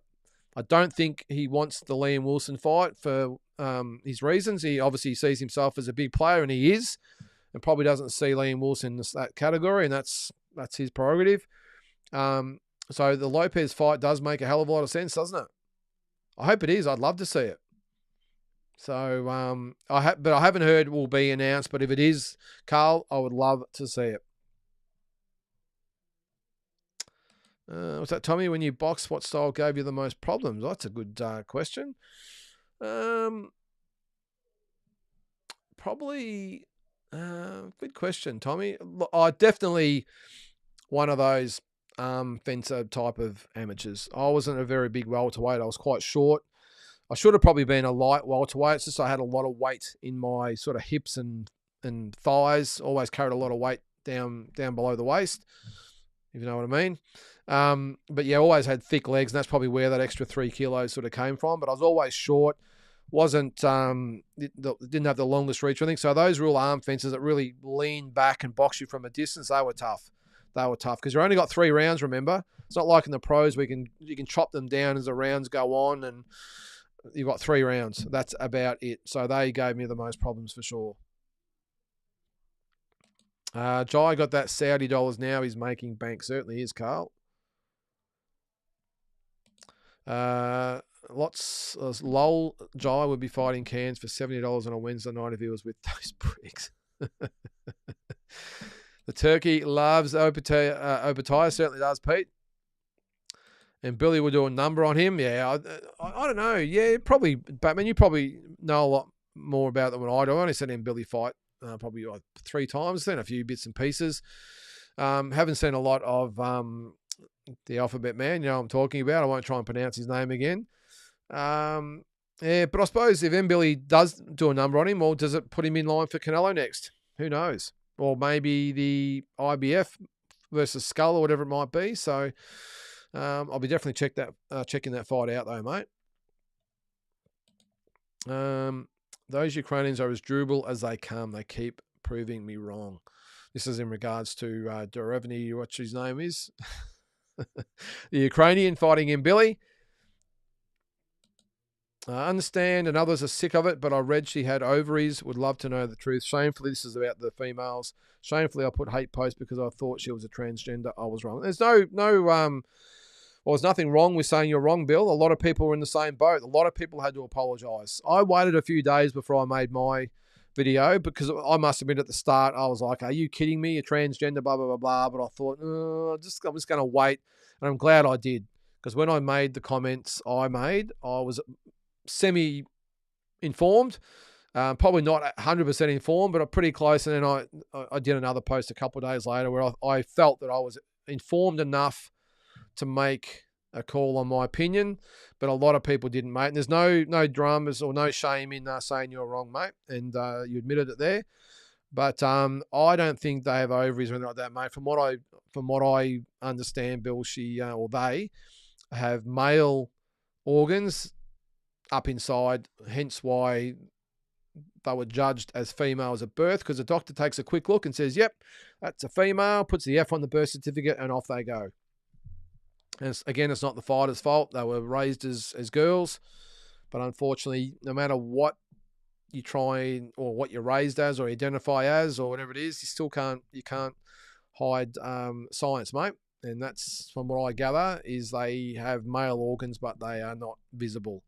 But they do have XY chromosomes, which make them biological males. So, not obviously nowhere near a transgender. That's 100% different, or 180 different. But unfortunately, no matter how much they want to support them, science is science. All right. You're going to make me say the name again, Batman. Hang on. All right, I'm going to have a go at it again. Derevianchenko is a tough warrior and his skills, but with the timing, this will be a bad night for him, I think, and Billy will stop him. Okay, well, again, I'm going to check my local guides and see if we can get it on.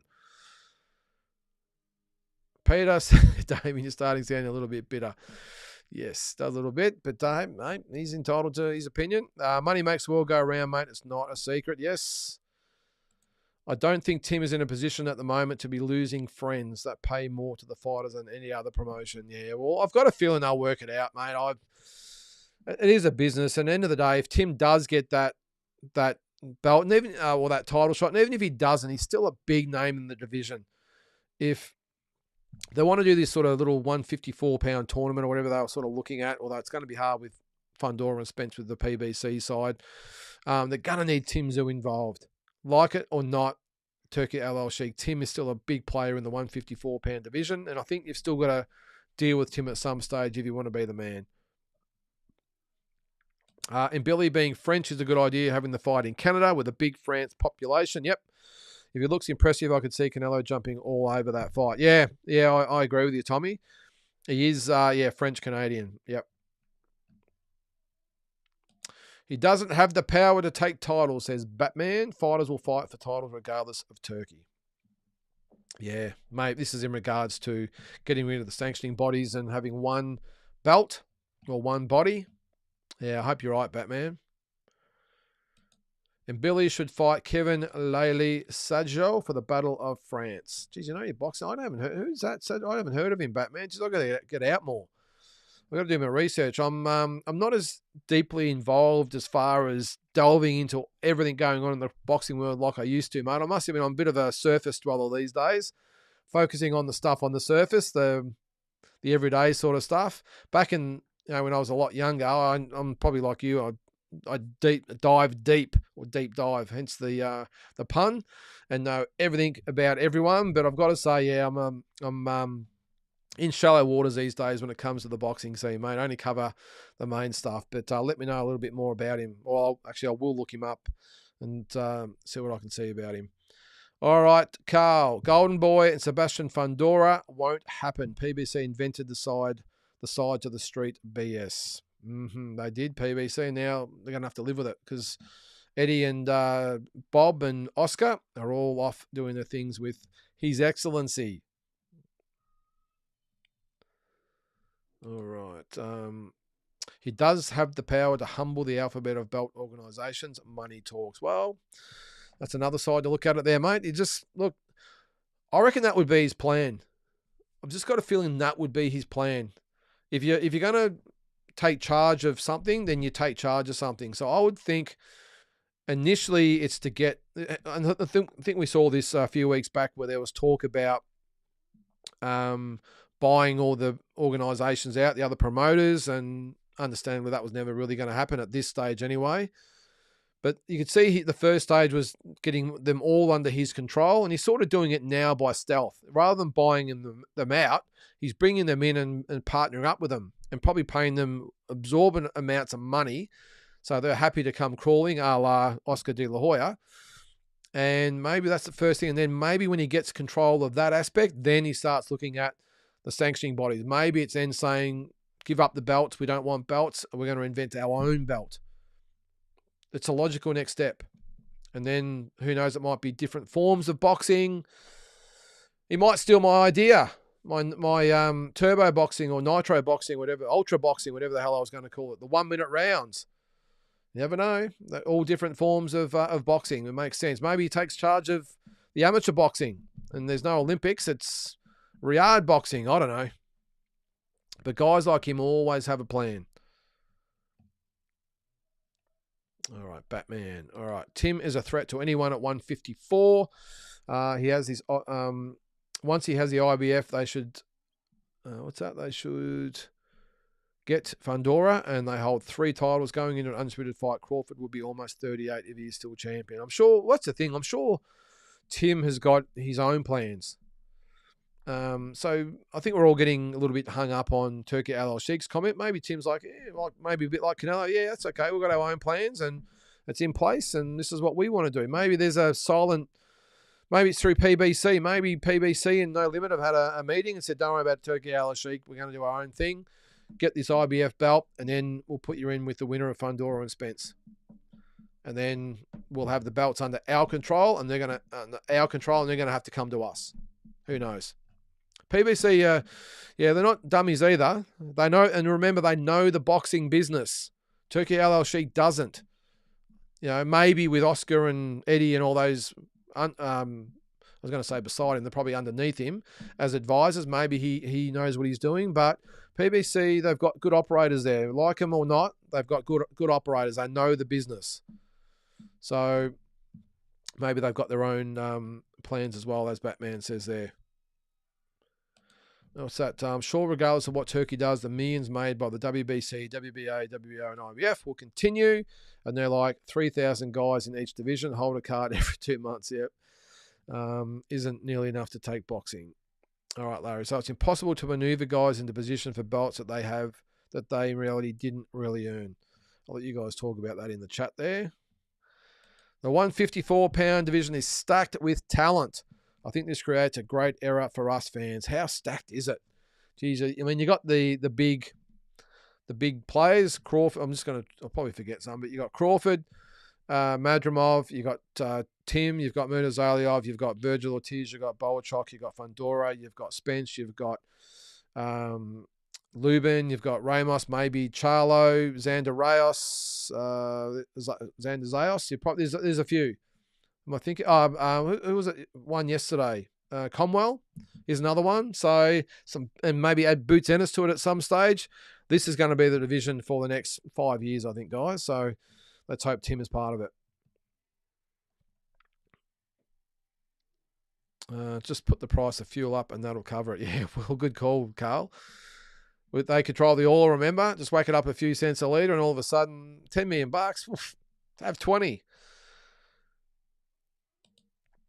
All right, Batman. I don't know what that has to do with anything. I'll let you guys. What's that there?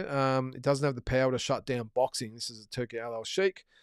You can't even get Canelo or Tank or Inoue or Zhu on a card now. It's a good call. He hasn't got the biggest names in the sport under his control. Crawford probably aside.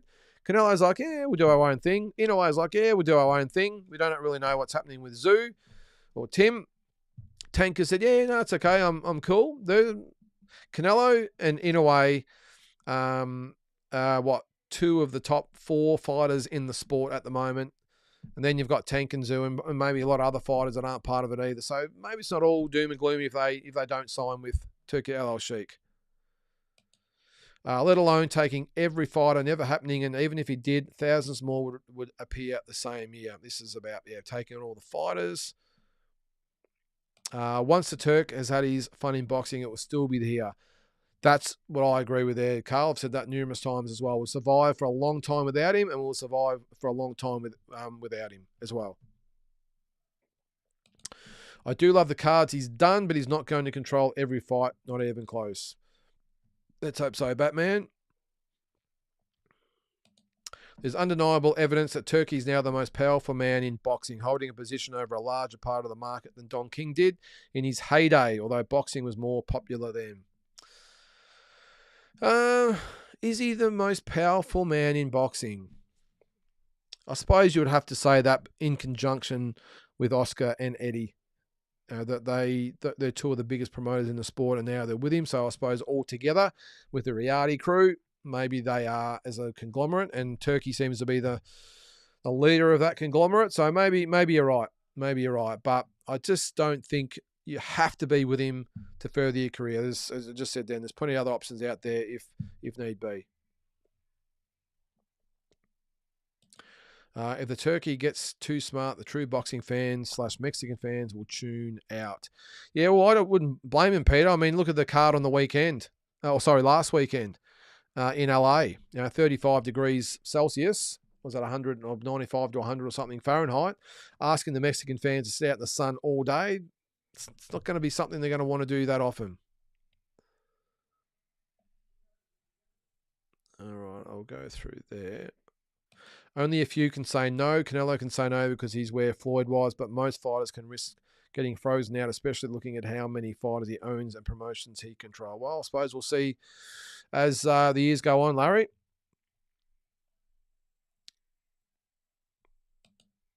Fun fact, Nicole Kidman has the same condition as those boxers. I didn't know that, Carl. I know. Well, she hasn't. No, she has got biological kids, though, hasn't she? Yeah, she has, with Keith Urban. So maybe it's not the exact condition, but yeah, that's pretty crazy if it is. I'll run through a few comments there. We've got about 20 minutes to go. I'll let Batman and Larry sort it out in the chat there. I thought, what's that? I think Angelo Leo can unify at featherweight. Nick Ball versus Angelo Leo would be lit. It would be. I'd probably back Leo in that fight, Carl. I must admit, I backed Lopez yesterday. I thought he would win, but Angelo Leo, yeah, great performance. And, him and Nick Ball would be a great fight. But I think Leo gets, from what I saw yesterday, gets the job done. Ross, how you feeling after Friday night, mate? About as good as I felt yesterday. Although you were leading most of the night. At least we got flogged. Anyway, boxing out, as Jake Paul said he was going to enter. Is there another comment there? Hang on. Boxing out, as Jake Paul said he was going to, is that enter? Sorry, Ross, I can't make much sense of that, mate. Just clarify that. Larry says, if the fighter is number one in the rankings, you can create an interim belt and he can wait out. This is about, with all the sanctioning bodies. We'll go through that. You guys can sort it out. Canelo fights Jake Paul within 2 years is what my prediction ball is saying. Well, normally I'd laugh at that, Carl. I would normally laugh. But these days, I'm not laughing at anything. We had Fury against Ngannou and Joshua, of course. I'm not even going to, just, who knows? We might have Ray Gunn versus Sky Nicholson next. I don't know. Who knows? But I'm not going to laugh at anything anymore, mate, because that does make sense. Tazi, I think it's Jamie Lee Curtis. Oh, yeah, Jamie Lee Curtis. At least that was a story going around. Yeah, I heard that too. Jamie Lee Curtis was is it hermaphrodite or however they pronounce it?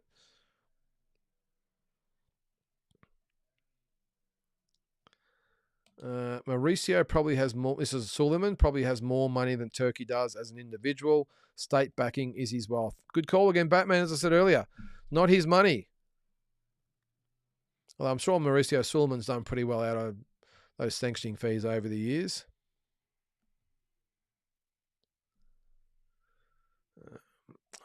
Peter, why the hate towards No Limit to Damien? Again, I'll let you guys sort that out. Seems to be more in the chat than coming on the screen so far. All right. No, I'm certain Nicole Kidman has it. Her kids with Tom Cruise were adopted and the kids with Keith Urban were born with gestational carriers. Okay, well, we might be right. Peter, change the subject. Kambosos absolutely destroys Wilson, who can't control his will to stand toe-to-toe and get caught and stopped. I think it'll be a great fight, Peter, but if I'm being honest, I would say that George Kambosos wins the fight handily. I don't mean any disrespect to Liam. I think a lot of Liam and trainer Benny Harrington. But we're not talking about our personal feelings towards the person. We're talking about what happens when they fight. George Kambosos is a great guy as well. But in the ring, I think, George Kambosos, I would think would, look, Liam was, I think the knockout was great. It was a great knockout of Yusuf Dib. But before that, I was a little bit concerned at the punishment that Liam was taking. Did tend to gas a little bit. He sort of struggled a little bit with Dib. And I think Kambosos is at world level. I don't think Yusuf Dib is, so I would pick him. But sometimes Benny's in the chat here. If you're there, mate, let us know. How does Liam Wilson beat George Kambosos? Let us know. Sell it to us. Okay, and there. Saudi Vision 2030 is all about investing in the things that can make up for possible lack of oil money in the future. They're investing to make money. Yeah, I'm sure there's got to be a reason. It's got to be a reason. Yep, problem solved. XX and XY. Is there an XZ or something? I don't know. Is there two? Is there a YY? We've got XX and XY. Is there a YY as well? Anyway. There are plenty of photos of Algerian as a teen. It's a dude. Don't know if it's true, but it's being said the birth certificate was made in 2018. Who knows? Look, all I can say, seeing the photos of the Algerian, even with the ponytail or dressed in girls' clothes, look, you would not, especially when she has short hair. If someone said to me, is this a male or female, I would 100 times out of 100 say that's a male. Anyway. Again, there seems to be a fair bit of debate in the chat there. We've got about 15 minutes to go, so I'll get through the comments as fast as I can.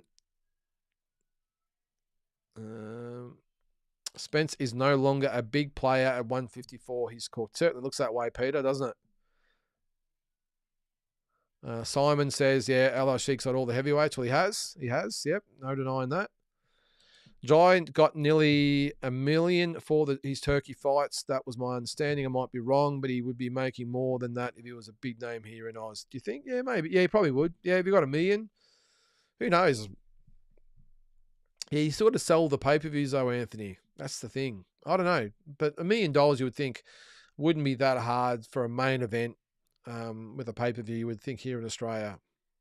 It's got to be a reason though why Mick Francis has got Jai on the Turkey cards and not here in Australia, because it would be Mick Francis making the money as well. He's his promoter along with Eddie Hearn. So I suppose we will never know. Anthony doesn't look like he's going to fight here anytime soon, although I know Eddie Hearn did say they'd like to get him here, but again, money talks.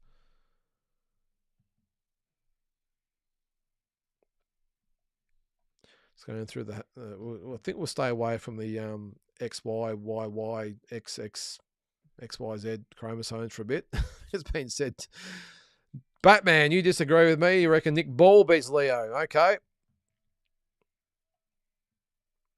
This is bigger than boxing, says James. The Arabs have been trying to take over all sport. Formula One, golf and soccer as some more. Yep. And he's now in with the UFC. I doubt that Dana White would let that happen. But again, if Oscar's doing it, Eddie's doing it, why not Dana White as well? Oh, okay. Boxing out of LA 28 as Jake Paul said he's going to enter the Olympics. Oh, my God. Can you imagine that, Peanut? I'd fight Reagan. I think she's a chance of a late stoppage with a kangaroo punch. And the hop on the back with the legs, the kick. Said Anthony, I'm concerned about Liam Wilson's health. He slurs his words too much for a young man. Let's hope, that's not the case, Anthony. But I must admit, there has been a few concerns. Let's hope we're all wrong. Problem solved. Take away No Limits boxing promotions, license and citizenship. Okay. All right. Wouldn't mind seeing Jai unifying against Noel McKillian, the WBC champ, if CBS fights Zerto. So what's happened there, Larry? What happened to Badu Jack? Is he out of it now? I wasn't aware. I know a bit about McKillian. I wasn't quite sure that he was the new champion. Okay. I thought it was Badu Jack. But anyway. Tim's fight on September 22nd going to be Bakram Murtazalov. It won't be September 22nd, Batman. I think there was something come out the other day from No Limit saying that won't be the date. I'd say they'll probably do it in October at some stage. But September 22nd, it's only, 5 weeks away? So not going to happen. Peter says the Saudis could buy the UFC for fun. Well, they certainly could, mate. Maybe that's what they might do. Kambosos Wilson should be good. Maybe Cambo, for me, has shown more durability, but Wilson would have the reach advantage. No, well, he would. Look, I'm not writing Liam Wilson off, by the way, but I was a little bit worried. I'm not worried, but he really struggled with Yusuf Dib. He really struggled with Yusuf. And, Yusuf's not a bad fighter, don't get me wrong, but I just thought that Liam Wilson, at his level where he's been at, should have been able to handle Yusuf Dib quite easily, and it was a struggle. And as I said, he gassed a bit, struggled to get or to pull the trigger, and really he took a fair few punches. So yeah, look, it might have just been a one-off. We don't know. Maybe it was a bit of a letdown coming back from the Valdez fight and having to fight domestically again. Maybe it was hard for him to get up. Who knows? But maybe if it's a Kambosos fight, maybe he would lift. But he would have to against George Kambosos. But I doubt that'll be next. I think I hadn't heard it, but whoever said it before about Teofimo Lopez too, that makes a lot of sense for me. Makes a lot of sense. If they're not interested in Wilson and the Liam Paro fight doesn't make sense right at this stage, then maybe it's the best fight for him, because you've got to remember all the other lightweights seem to all be tied up and probably don't want to fight George at the moment because he's sort of out of the mix at the moment. So maybe you would see that as his last opportunity to fight for a world title and get another big payday. So I think if that is the decision, I think it's a great decision by Team Kambosos. Larry says, Badu Jack claims he was still champion in recess. However, Noel knocked out Makabu for the vacant WBC belt on a Don King show. Okay, I wasn't aware it was for the full belt. Okay, thanks for clarifying that, mate. Jake's performance in the Olympics would be similar to that breakdancing performance. I agree. Can you imagine that? Jesus, fair income. But just the fact that guy, that's an insult to us Olympians who have worn our tracksuit with pride, to have Jake Paul wearing an Olympic uniform as well. I think I doubt he'd get past the qualifiers, if I'm being honest. But Badu Jack versus Jai would be good, but in my opinion, that would be a mismatch. And I think Jai would iron him out within 6. I agree, Larry. I agree. Peter says Opatai is pound for pound fighter, 100%. Pretty close, Peter. There's probably a couple in front of him, but I have him in the top 15. Jai, I would think. Wasn't overly convincing in his last fight, though. If he had to close the show against Breedis, might have been a different proposition. But there were just a couple of doubts in there in both fights against Breedis, where it's gone in the deep rounds. He's really struggled to close out the show. But I think talent-wise, yeah, definitely one of the best in the world, mate, for sure. Thanks, Damien. Another great show. Looking forward to walking boxing tomorrow. Should be a cracking morning too. Should be, mate. Oh, how's good's the weather been the last few days? Fair income. It's been awesome. I haven't really had to think about what I'll talk about tomorrow, but always something pops up. I'm glad you like the show too, mate. And just keep those Snickers supplies up, mate, because by the sounds of things, you need them. Is that your profile picture? You're in a gym there? Yeah, all right. So show you pumping. Make sure you have a couple of Snickers after you finish up, mate, and you'll be fine. All right, Peter. If it turned up on Teo turns up, he will stop. Sorry, if it turned on Teo turns up, he will stop Kambosos. Well, he'd love to have the opportunity, wouldn't he, Pete? Jai starches Badu Jack. I agree. What state government would pay to host Kambosos again, which would be required to get Lopez in Oz? I don't think the fight would happen in Oz, Anthony. I've got a feeling that George might have to go to the States. So, which I don't think would be daunting for him. He's done it before, so I'm sure he could do it again. And the thing is, what you got to remember with George is he knows he can get in Teofimo's head. He just knows it. And so does Jim. His dad knows he can get into Lopez's dad's head. It'll be fascinating. It'd be so entertaining in the lead up to it. And I think that could be the fight that could really get George up and about again. Because I think style-wise, Haney and Lomachenko were so wrong for him. I fully respect him taking the fight, both those fights, by the way. But style-wise, I think they were both wrong. And I think Lopez has shown that he's right for him. And I think it'll be another great fight. I'd have to give George a good chance to do it. I think Lopez will be a different proposition, of course, because he now knows what he's playing with or fighting against. But if that is the fight, I would love to see that happen.